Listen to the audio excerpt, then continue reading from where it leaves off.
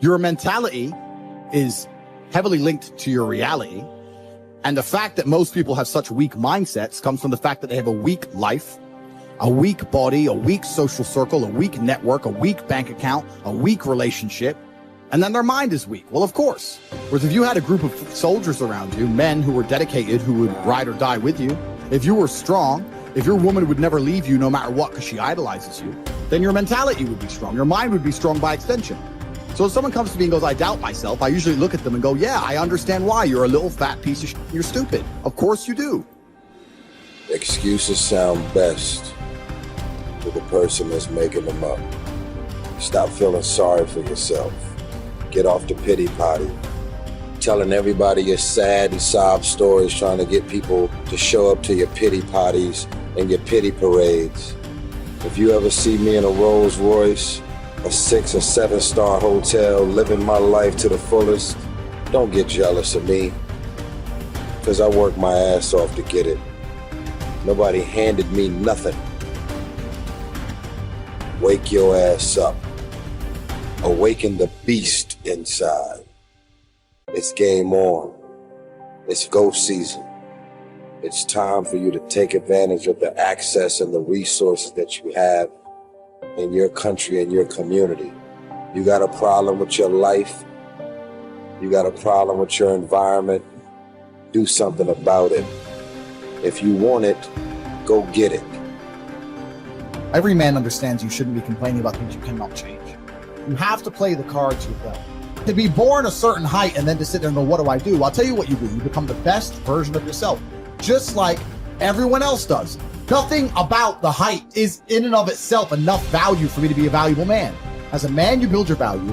You are born with the cards you're dealt. Sure, it'd be ideal. Look, I'd love to be 7 foot tall. I'm not. So it's the same argument. If you're 5'2", you need to become rich, strong, and funny, and charismatic, and interesting, and witty. If you're 6'4", you need to become rich, strong, well-connected. It's the same game. So to sit there and complain about it is asinine.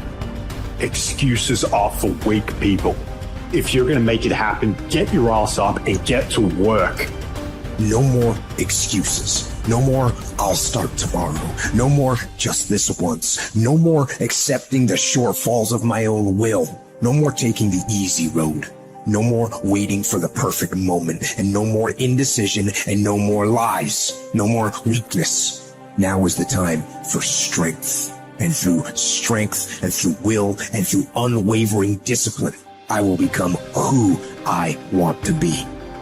If you don't execute, you're not just cheating yourself, dude. You're cheating your family. You're cheating your employees. You're cheating your team. Whatever you're a part of, it's bigger than you, man. Many of you have given control of your life to your feelings. You got to take back control right now. You must harden your fucking mind. You got to discipline yourself. When it's time to rise, you fucking rise. When it's time to work, you fucking work. You have to just work. At some point you have to bite the bullet and just work. Working harder is never going to not help. No matter what scenario you're in, working harder is never going to not help you. And it's amazing that I give different versions of the same answer for 99% of the questions I'm asked. Work harder. If you have a problem, whether you're broke, whether you're out of shape, whether your friend dies, whether your girl leaves you, whether you're depressed, whatever it is, working harder is almost always the answer. So you know what you need to do. You need to do it. And what's amazing, again, it's kind of like the antidote. If you take the antidote before the poison, then you never get sick in the first place. If you're always working as hard as possible, if you're always working your ass off and trying to be the best version of yourself every single day, then you never get sick in the first place. You're already working. You're already taking the antidote. So things can't attach to you. They can't get hold of you. Working hard is the antidote to everything. So why don't you just do it in advance? Why don't your life just become work like mine? Why don't you just dedicate yourself to a cause and get up and do what you're supposed to do every single day?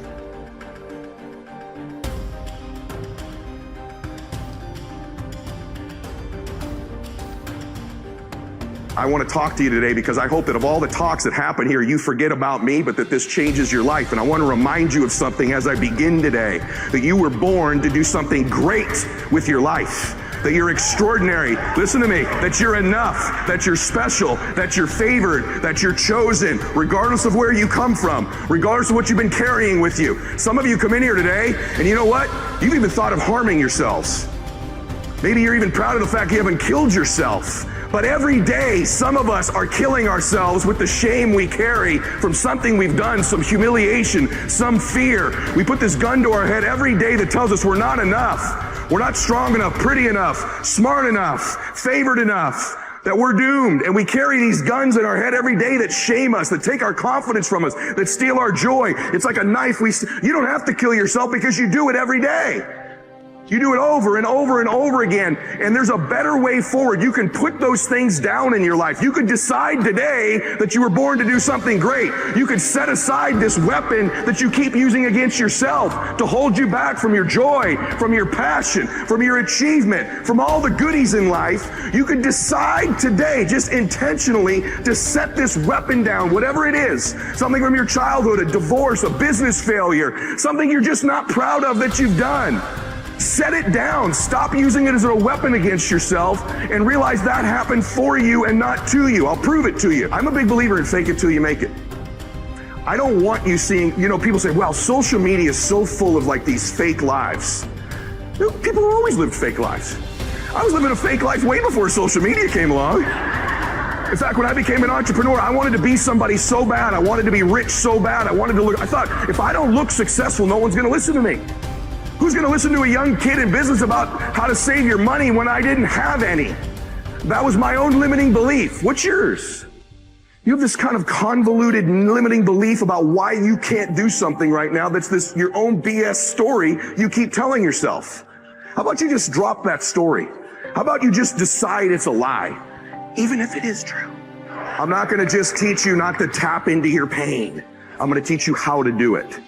Okay, I teach people how to change things technically, but I believe in this concept of living blissfully dissatisfied, which means there's a way. Most achievers have it backwards. They think, hey, if I enjoy my success, I'm going to lose all my drive, right? And then other people that aren't successful yet, haven't reached what they want, or they delay their bliss until a destination in the future. Once I get this relationship, once I make that money, once I get that car, once I have that home, then I'll let myself feel bliss. And so I teach you that the concept is you can live blissfully and still be dissatisfied. Your pathway to changing how you feel about yourself, of getting to the next level, is always giving, always giving, always giving.